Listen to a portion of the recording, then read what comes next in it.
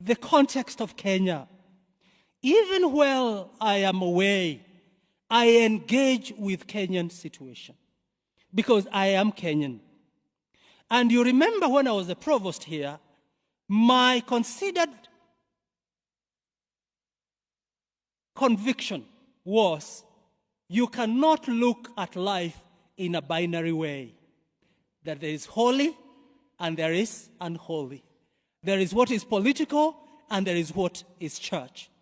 When politicians want to use the church to propagate their agenda, they say church and politics is one. When we become very tough on them, they say, no, you do the church things, leave politics to us. I am convinced, as a theologian, I am a politician as well.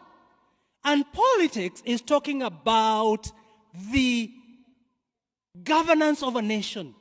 And the church and church leaders must engage in such. So we hear the cry of our country. The cost of living, the depreciation of the Kenyan shilling against the dollar, which is affecting the prices of most of the commodities because we are net importers.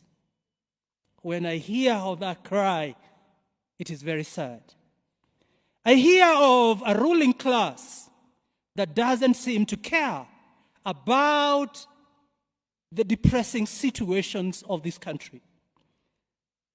We have a weak parliament that can be used by the executive to add taxes to Kenyans.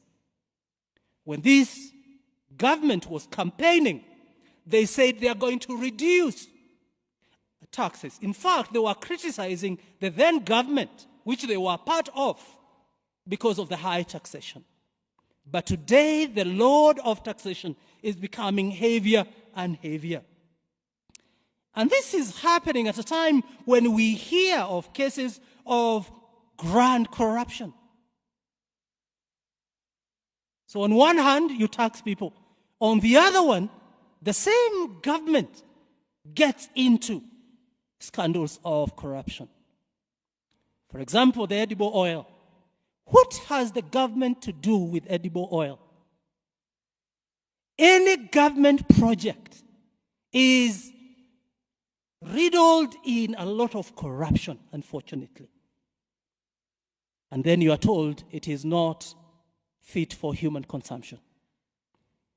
Fuel prices are not making sense in Kenya. If you compare with the world, the prices are going down. In Kenya, they are going higher, affecting the lives of the poor Kenyans. Most of the public resources are going into waste, unfortunately. And the controller of budget actually stated publicly, and this is information that you have, that 2.2 billion has been spent in the office of the president and State House between July and September. If you do that calculation, it means that we spend in that office 23 million per day and 1 million per hour. That cannot be sustainable. While I was away, I hear now you've moved from Kenya Power and Lightning to Kenya Power and Darkness.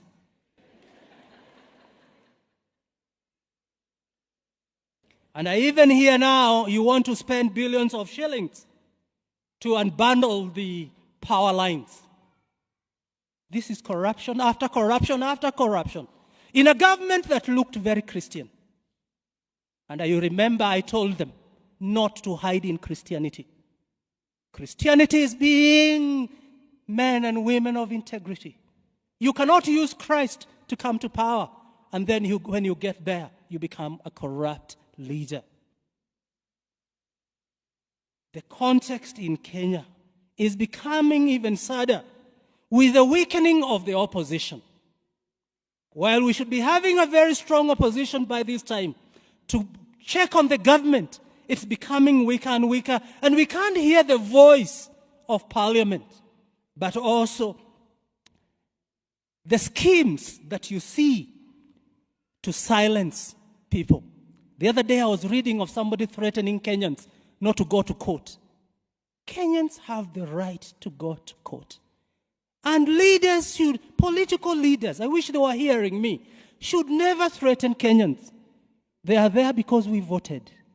And they are there as servants, not as bosses. No threats.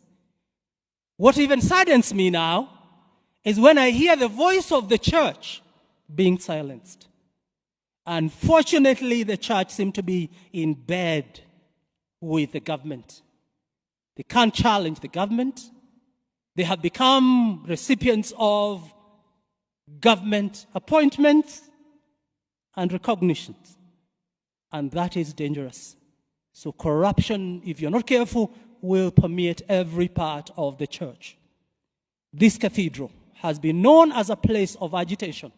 This pulpit has been used by many people in the past, archbishops and provosts, as a place of calling on the government.